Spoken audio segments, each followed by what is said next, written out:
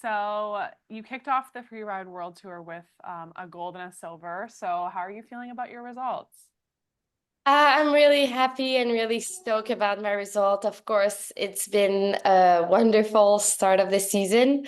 Starting the season with a win was beyond what I imagined. So I was really, really excited to be back skiing. I think it was just a wonderful way to start and kick off the season. Amazing. So in a few days, you stop in BC for the next leg of the tour. How are you feeling going into this Canadian stop?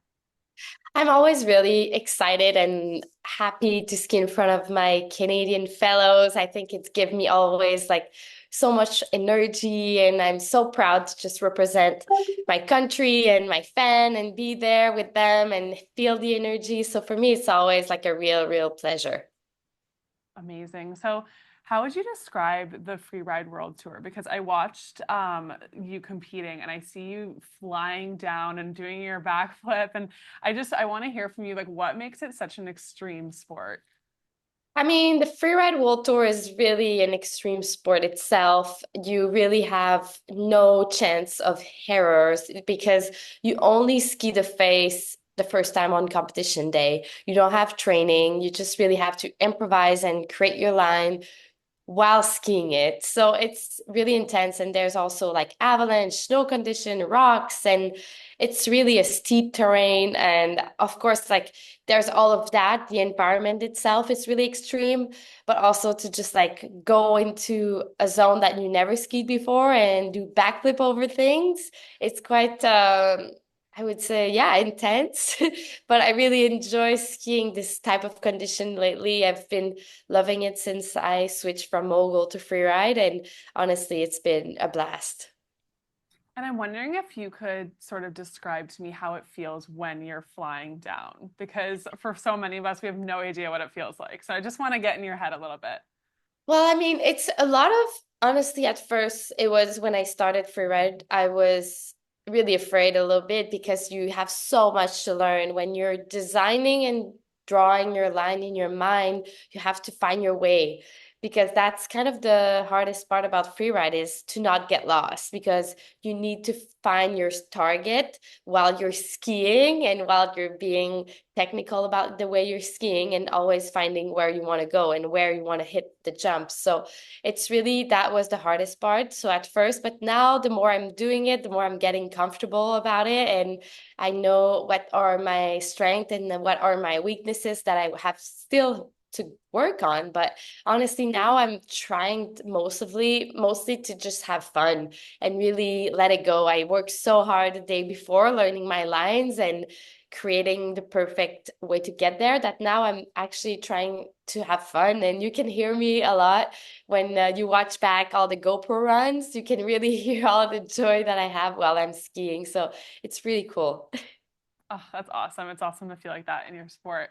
So just shifting gears a bit to Olympic talk. So you competed in three Olympics in your career as a freestyle skier. How has life been for you post Olympics? I mean, Olympics is always been part of my life for so many years, and going to three Olympic Games was, yeah, a big part of my life. Now it's no more the case after the Olympic game, but in a way, I think I was ready for a new challenge. That's why the free ride really inspired me to do it because it was something new, something different. But of course, I think the Olympic will always be in my heart, and it really represents the way I'm skiing, the way I train, the way I attack my training. And I'm so proud to be an Olympian part of the Freeride World Tour now. But honestly, I feel like the freeride will be one day at the Olympic game. So I'm kind of really proud to be maybe part of this transition of this sport becoming one day at the Olympic Games. So that would be really cool to see that. Yeah, for sure. Fingers crossed. So back in 2014, you and your sisters, we know, competed together at the Olympics. So I'm curious, now that you've all retired from that sport, how does it feel to look back on that time together? Do you ever reminisce on how cool that was? Of course, I think it's now I'm almost like amazed by what we did for so many years competing at the same event, the same Olympic game, the three of us. Now I kind of realize way more how unique and rare I was to really do that. So I'm actually more grateful and more like really proud of myself of all what we have achieved as a group, but also individually. So yeah, I feel like it's been honestly amazing year. It was really intense, a lot of hard work, but in a way, like I wouldn't change anything about it. Oh, so cool. Such a cool family legacy.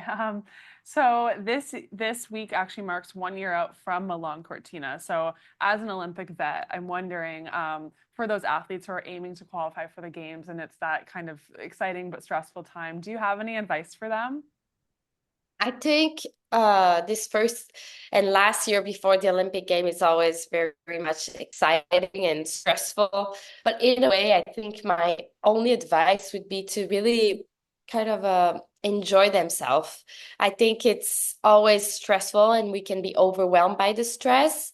But in a way, the best performance always come from the joy, the pleasure you get to do your sport and your passion. And honestly, it's the key to everything. And even though there's more pressure, there's more people watching you, at the end of the day, you need to, for myself, always I thought ski for myself, ski for your from your heart, and there's always good result out of there. So that would be my main, I would say advice to just don't forget why you're doing it because you just love it.